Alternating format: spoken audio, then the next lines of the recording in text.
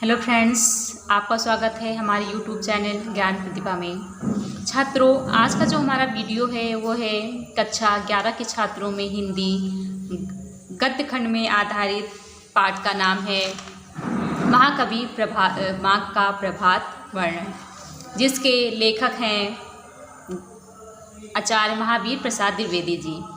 तो छात्रों, इसके पहले हमने आपको महावीर प्रसाद द्विवेदी के जीवन परिचय के बारे में पढ़ाया था। अब उनसे जुड़े हुआ जो ये पाठ है उसके हम कुछ महत्वपूर्ण गद्यांश देखते हैं, क्योंकि बेटा आपको पता होगा कि जब आप लोग ने पेपर दिए होंगे हाई स्कूल के, उसमें देखा होगा कि पेपर में आपको गद्यांश भी दिए रहते हैं और पद्यांश भी दिए रहते हैं।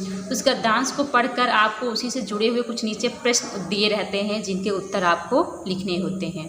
तो उन्हीं के बारे में हम आज आपको जो है समझाएंगे कि आपको कैसे गद्यांश को पढ़कर उसकी व्याख्या करनी है, उनके प्रश्नों के उत्तर देने हैं।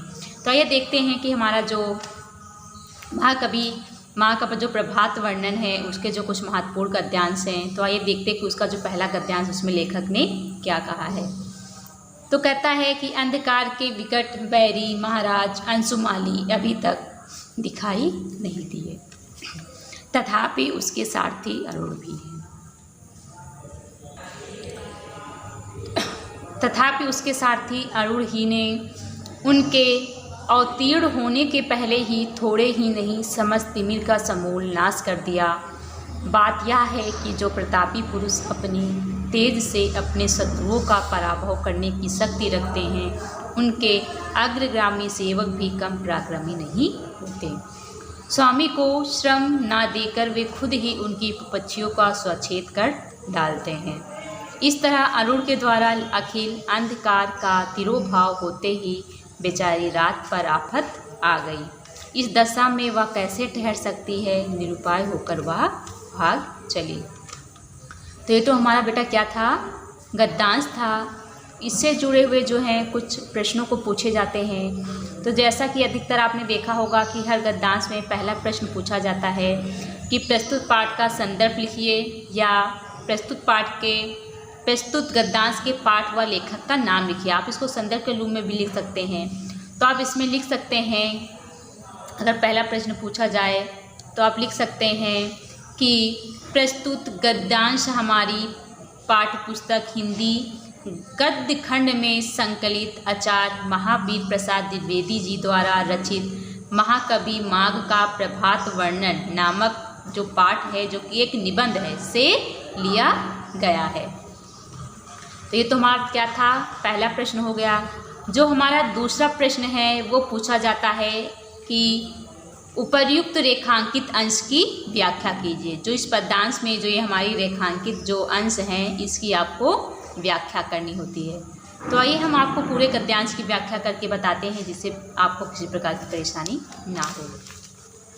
तो लेखक कहता है कि अंधकार के विकट बैरी महाराज अंशुमाली अभी तक दिखाई भी नहीं दिए।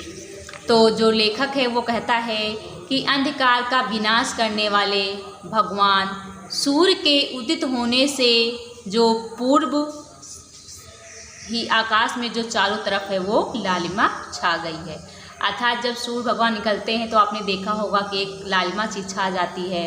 तो ये कहते हैं कि एक लालिमा सी जो है वो छा गई है, और सूर्योदय से पूर्व ही तथापि उसके सारथी अरूढ़ ही उनके अवतीर्ण होने से पहले ही थोड़े ही नहीं समस्त तिमिर का समूल नाश कर दिया।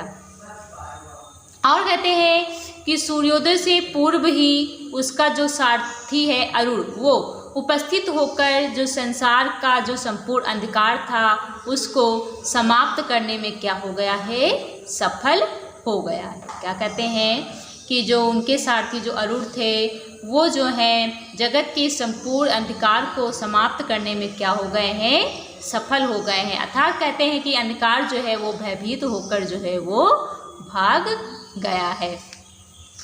अर्थात कहते हैं कि रात्रि जो है वो समाप्त हो रही है। जब सूर्य निकलने वाला सुबह होती है, तो कहने का मतलब है कि जब क्या होती है, जब रात्रि समाप्त होती है तभी तो सूर्य निकलता है।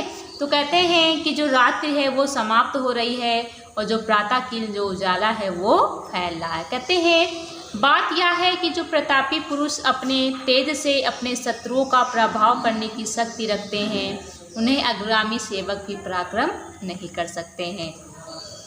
और लेखक कहता है कि जो शक्तिशाली एवं वीर होते हैं, क्या कहते हैं कि जो शक्तिशाली और वीर होते हैं वे तेजस्वी पुरुष के सेवक भी जो है पराक्रमी और शक्तिशाली होते हैं। कहते हैं कि शक्तिशाली और वीर तेजस्वी पुरुष के सेवक भी कैसे होते हैं, पराक्रमी और शक्तिशाली होते हैं। वे अपने स्वामी को कष्ट न देकर उनके दिए जाने वाले कार्य को स्वयं ही कर डालते हैं।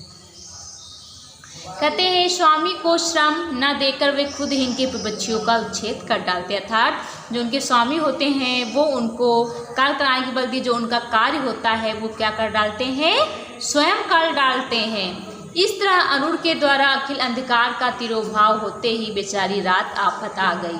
कहते हैं कि उसी प्रकार सूर्य के सारथी अरुण ने किया है, अर्थात यहाँ पर जो है एक उदाहरण देते हुए कहा गया है कि जैसे जो पराक्रमी वीर पुरुष होते हैं तो उनके जो सेवक होते हैं, जो सैनिक होती है वो कैसे होते हैं, वीर और साहसी होते हैं। तो वो अपने मालिक जो होते हैं, जो उनके राजा होते हैं, तो वो उनके कार्य कराने की अपेक्षा जो उनके कार्य होते हैं वो स्वयं कर डालते हैं। तो उसी का उदाहरण देते यहाँ पर कहा गया है कि जो सूर्य भगवान का सारथी जो अरुण है, ठीक उसी ने भी जो है वैसा ही किया है।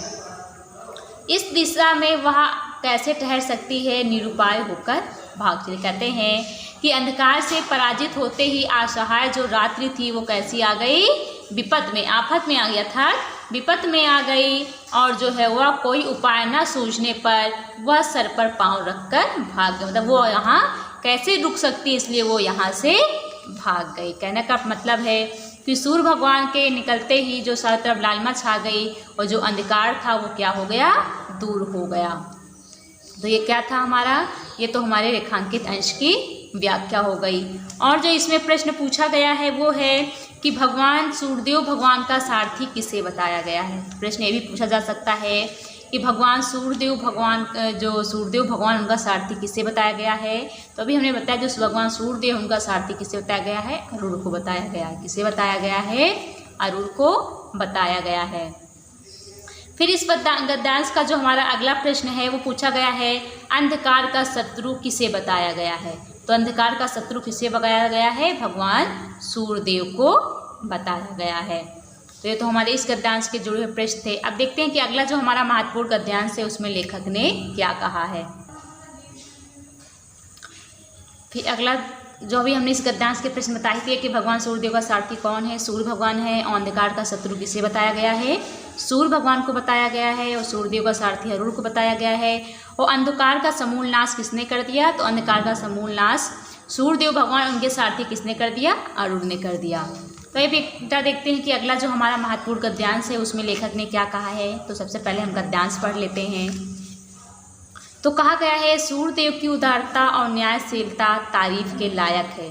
तरफदारी तो उसे छू तक नहीं गई, पक्षपात की तो गंध तक उसमें नहीं। देखिए ना, उदय तो उसका उदय चल पर हुआ, पर क्षण ही भर में उसने अपने नए किरण कलाप को उसी पर्वत के शिखर पर नहीं, प्रत्यक्ष सभी पर्वतों की शिखरों पर फैलाकर उनकी सबकी शोभा बढ़ा दी।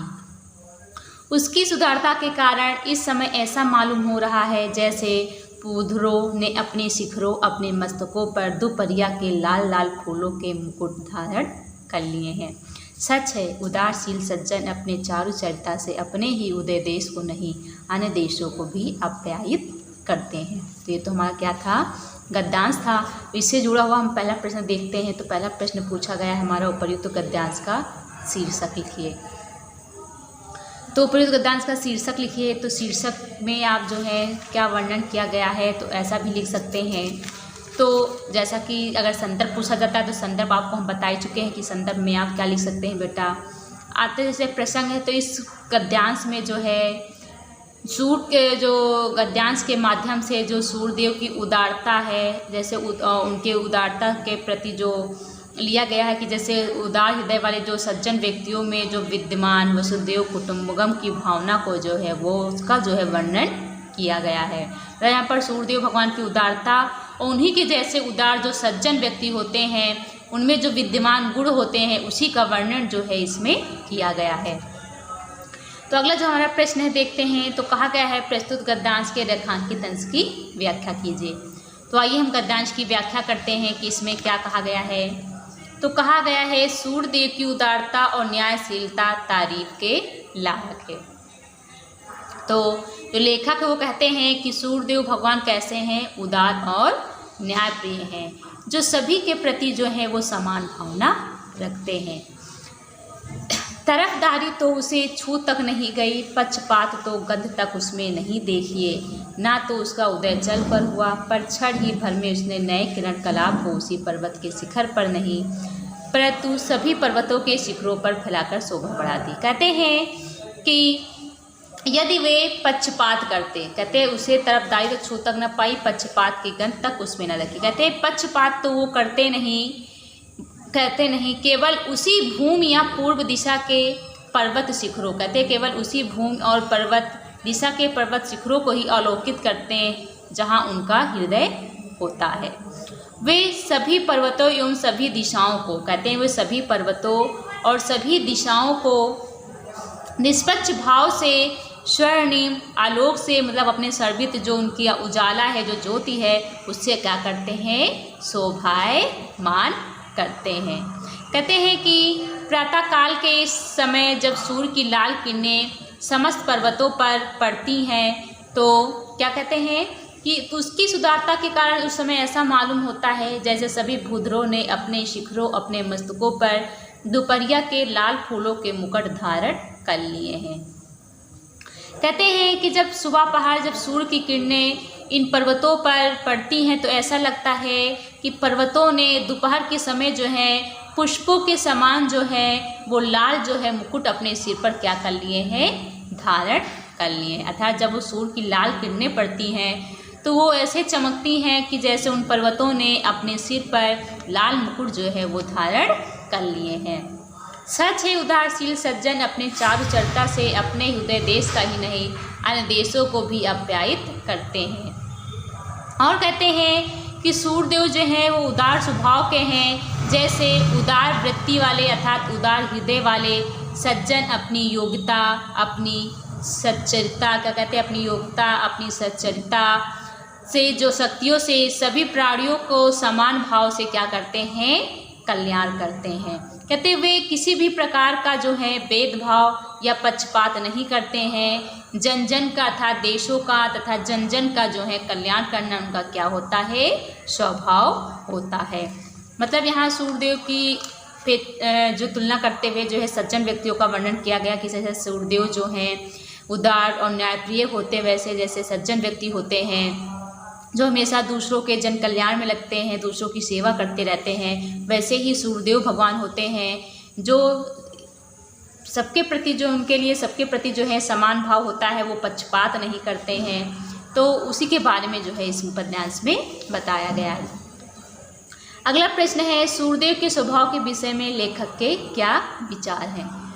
तो जैसा कि हमने बताया कि सूर्यदेव के स्वभाव में लेखक कहता है कि सूर्यदेव भगवान कैसे हैं, उदार और न्याय प्रिय हैं। फिर अगला प्रश्न हमारा कहा गया कि पर्वतों के शिखरों पर पड़ते प्राचीन काल की सूर्यों के विषय में क्या कहा गया है। तभी मैंने बताया है कि जो है पर्वतों के शिखरों पर पड़ते प्राचीन काल की सूर्य की किरणों के बारे में कहा गया है। जब प्रातः काल जो है सूर्य की किरणें पड़ती हैं तो ऐसा लगता है कि जैसे उन पर्वतों ने जो है फूलों से जो लाल मुकुट होता है वो क्या कर लिया है, अपने सिर पर धारण कर लिया गया है। फिर अगला जो हमारा प्रश्न है वो पूछा गया है कि प्रस्तुत गद्यांश में सूर्यदेव की उदारता के आधार पर किसके संदर्भ में और क्या कहा गया है। तो इसमें सूर्यदेव की तुलना करते हुए किसके बारे में कहा गया है, तो सूर्यदेव की उदारता की जो तुलना करते हुए इसमें सज्जन व्यक्तियों के बारे में कहा गया है कि सज्जन व्यक्ति भी कैसे होते हैं, उदारशील होते हैं और सच्चरिता वाले होते हैं, जो दूसरों के का उपकार करते हैं अपने मन से और उनकी सेवा भाव में जो है वो लगे रहते हैं। अर्थात जो है वो सच्चरिता, शक्तियों तथा सभी से समान भाव रखना जो है उनके गुणों आदि को बताया गया है। फिर अगला जो इसी में हमारा प्रश्न पूछा गया है कि उदारता के आधार पर किसके संदर्भ में और क्या कहा गया है? क्या कहा गया है कि प्रस्तुत गणना में सूर्यदेव की उदारता पर किसके संदर्भ में और क्या कहा गया? तो अभी मैंने आपको बताया कि जो इसमें है सूर्यदेव की उदारता के आधार पर जो है कवि जो लेखक है उसने किसके बारे में कहा है? सज्जन व्यक्तियों के बारे में बताया है।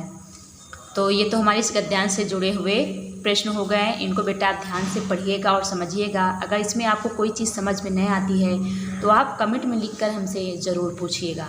तो आज के वीडियो में बेटा इतना ही। धन्यवाद।